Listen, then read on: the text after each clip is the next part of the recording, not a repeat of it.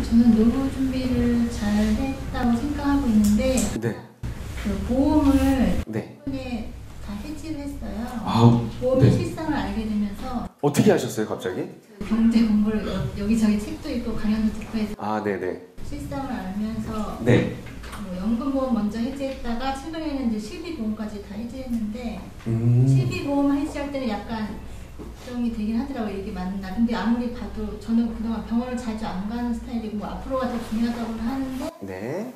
그 정도는 다른 데 투자해서 나중에 병 걸리면 그걸로 쓰는 게 낫겠다 이런 생각이 들더라고요. 그래서 네네. 그렇게 하고 있는데 혹시 뭐 제가 놓치고 있는 게 없나. 되게 많이 놓치고 계세요. 네. 큰일 나요. 네, 큰일 납니다. 보험에 대한 이야기가 나왔는데 이것도 같이 한번 해드릴게요. 이거는 수업 중간에 있으니까요. 네, 많은 분들이 제가 좀 걱정하는 게요. 이게 그 구조를 좀 보셔야 되는데 그렇게 보지 않고요. 예를 들어서 어떤 하나의 어떤 현상이 있으면 여기는 장단점이라는 게 있습니다. 그죠? 금융상품을 제가 지금부터도 저도 금융을 좋아하진 않아요. 그래서 금융을 찬양하겠다도 아니고요. 또 지금 앞으로 또 강의를 하면 또 부정하는 것처럼 부정하겠다도 아니에요. 그러니까 그 상품들의 어떤 본질적인 성격을 파악하신 다음에 어떻게 활용하는 게 우리한테 유리한 거야? 어떤 상황에서 써야 돼? 이렇게 보셔야 돼요. 국민연금 아까 풀듯이 그 구조를 먼저 보셔야 돼요. 근데 지금 선생님께서 말씀하시는 거는 전제 조건이 들어갑니다. 보험이라 함은 확률 게임이거든요. 그죠? 그래서 언제 아플지, 언제 어떻게 다칠지 이 확률이 들어가요. 여기엔 두 가지가 있습니다. 뭐 암에 걸릴 확률도 있지만 이 암을 언제 걸릴 거야 확률도 있어요. 나이 들어서 걸릴 거야, 젊을 때 걸릴 거야. 근데 지금 선생님은요. 그 보험료를 아껴서 투자를 하신다는 얘기는 나중에 걸릴 거야 라고 이미 벌써 논리적 모순을 갖고 시작하시는 거예요. 이해되시죠? 네, 그래서 조금 추천하진 않습니다.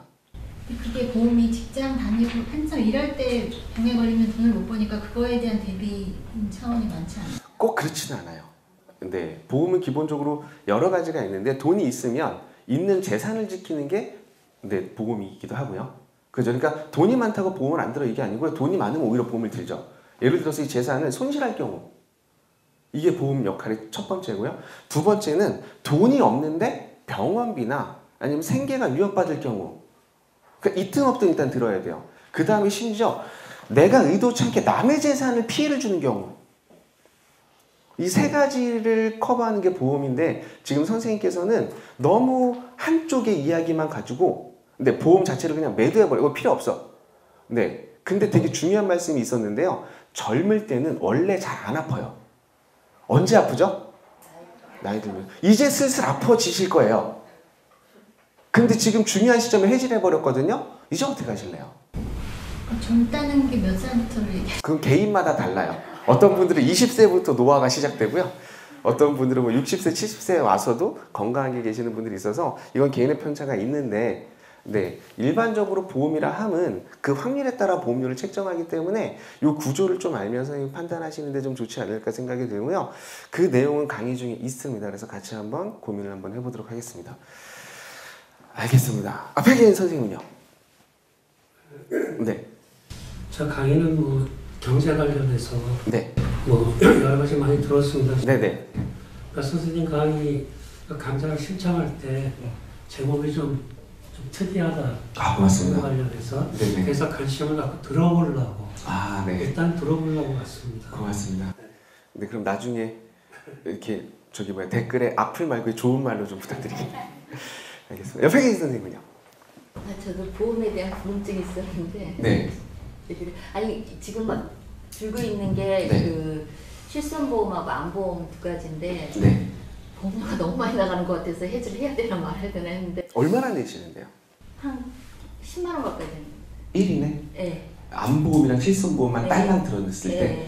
네. 네. 그게 비싸요? 그게 비싸요?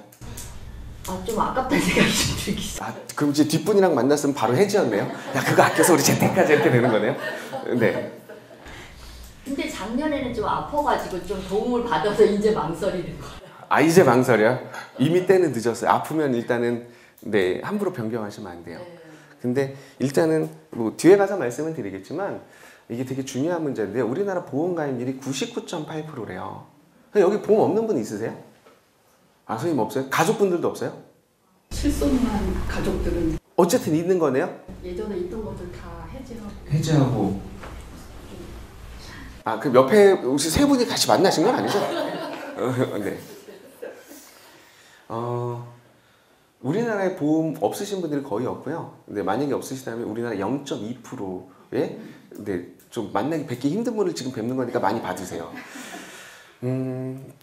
제가 이 강의를 하면서 컨설팅 아까 말씀을 드렸었는데 재테크를 실패하는 것 중에 가장 큰 요인 중에 하나가 우리나라는요. 수입의 대부분을 금융회사에 내더라고요. 그렇지 않아요? 보험 들고 연금 들고 펀드하고 주식하고 네, 그래서 한 달 벌면 돈이 남아나질 않아요. 네, 이런 비용을 아끼면 없앤다는 개념은 또 아니에요. 이거를 합리적으로만 어느 정도 맞출 수 있다면 그러려면 이제 그 구조의 원리를 좀 알아야 되잖아요. 네, 그러면 의외로 많은 돈이 모이실 수가 있는 건 맞습니다. 그래서 책 제목이요. 적게 벌어도 잘 사는 여기서 적게 벌어도가 적게 벌자의 뜻이 아니고요. 우리가 충분히 지금까지 괜찮게 벌었는데 왜 이렇게 힘들어를 보니까 대부분의 분들이요. 금융회사에 너무 많은 비용을 내세요. 그래서 4대 금융이라고 하는데 은행, 증권, 보험, 카드사 이 4개 회사입니다. 근데 여기서요. 카드사는 일단은 좀 번외로 하고 은행, 증권, 보험에 관련된 비용을 줄일 수 있다면 네, 삶이 조금 더 나아지지 않을까 해서 붙인 제목이고요. 그런 이야기를 아마 같이 한번 해보도록 하겠습니다. 선생님은요? 저도 투자 방법에 대해서 좀 궁금했는데요. 투자 방법? 네. 네, 그 주식이나 펀드는 뭐 수익률이 좋은 듯 하다가도 언젠가 한번 불황이 시작되면 막 바닥을 모르게 막 최근에 바닥을 찍고 있죠? 네네. 그래서 굉장히 불안했고 네. 그다음에 이제 여기 있네요. 네. 펀드 같은 경우는 또 아무리 이득을 내도 그렇게 끊임없이 수수료를 떼가도 과연 그게 제대로 저한테 이득이 제대로 돌아올까라는 그런 좀 의심이 많이 있었거든요. 네네. 그래서 제가 좀 그걸 좀 한번 극복해 보려고 제가 또 두 군데다 한번 좀 돈을 잠깐 집어넣었었는데요. 극복을 하려고 넣어보셨어요? 그러니까 다른 데다가 다른 방법으로. 아, 네네. 호주 달러에다가 한 2천만 원 집어넣었다가 몇 년을 버텨봤는데 하락해가지고 1,500만 원에 털고 나왔고요. 네, 몇 년이었어요, 그 기간이? 한 4년 정도 됐던 것 같습니다. 네, 여기서는 왜 제가 기간을 물어보니 기간은 곧 돈이거든요. 그죠? 바로 넣고 500을 잃은 것과 4년의 시간과 500을 잃은 거는 네, 더 심하게 잃은 겁니다. 그죠? 500만 잃은 게 아니라 시간 4년을 잃은 거예요. 네. 이제 그 외환 같은 경우에는 이제 살 때하고 팔 때 그 가격 차이만큼만 수수료를 좀 냈다 치고 네. 그 보유하는 기간에는 수수료를 안 낸다고 생각을 해서 그렇게 했다가 한번 망했고요. 네. 또 한 번은 금통장이라고 해서 누군지 알죠? 넣을 때하고 뺄 때 가격은 틀리지만 어쨌든 그 유지하는 네. 수수료는 안 들기 때문에 네. 거기다가 또 집어넣었다가 2천만 원까지 집어넣는데 네. 천안함 사태쯤부터 넣어가지고 지금 팔면은 1,500 정도밖에 안 되더라고요. 천안함이 도대체 언제죠? 그것도 한 5, 6년. 왜 이렇게 슬프게 국가 비극 사태로 기준을 삼으셨는지 모르겠는데 아무튼 그것도 기네요. 5, 6년이면. 네. 그렇게 망해가지고 좀 투자 방향에 대해서 좀 제대로 공부하고 싶어서요. 근데 지금까지도 그 두 군데서 왜 그렇게 크게 손실이 났는지 아직도 지금 파악이 안 되고 있습니다. 아, 그거는 제가 좀 명확히 말씀드릴 수 있을 것 같은데요. 일단은 하나의 위로의 말씀을 드린다면 그래봐야 뭐 2번 망하신 거잖아요. 제가 사업을 9번 망했어요. 네, 그래서 위로가 좀 되실지 모르겠습니다. 그리고 날린 돈이 억당이에요. 그래서 저도 이제 이렇게 경제에 관심을 갖게 된 이유가 지금보다 조금 어렸을 때 사업을 시작하면서 사업을 내리 계속 망해요. 그래서 7번까지 스트레이트로 쭉 나가면서 이제 경제적으로 좀 어려웠었고요.